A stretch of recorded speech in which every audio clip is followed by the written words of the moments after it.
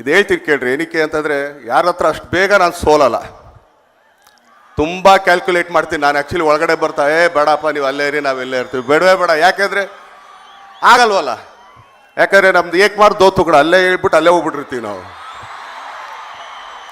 ಓ ಸಿಗ್ತೀನಿ, ಓಕೆ ಹಾಂ ಈ ಡೌ ಆಡೋಕೆ ನಮಗೆ ಬರಲ್ಲ. ಇಷ್ಟ ಆದರೆ ತುಂಬ ಇಷ್ಟದಿಂದ ಹೇಳ್ತೀವಿ, ಕಷ್ಟ ಆದರೆ ಅಪ್ಪ ಅಲ್ಲೇ ಇದ್ಬಿಡಪ್ಪ ನಾನು ಇಲ್ಲೇ ಇದ್ಬಿಡ್ತೀನಿ ಅಂತ ಹೇಳ್ತೀನಿ.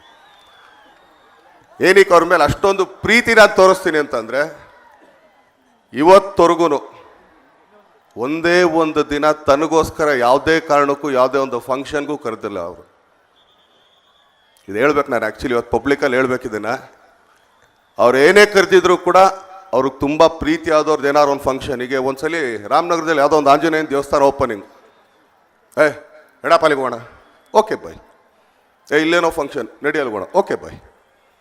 ಇದೇ ಅವ್ರು ಎಲೆಕ್ಷನ್ ಬಂದಾಗ ಕೇಳಿದೆ, ಬೈ ಏನಾದ್ರು ಬೇಕಾ, ನಾವೇನಾದ್ರು ಬರೋಣ ಹಳ್ಳಿ ಸೇವೆಗೆ ಅಂದರೆ ಏನೂ ಬರಬೇಡ ಅಂದರು.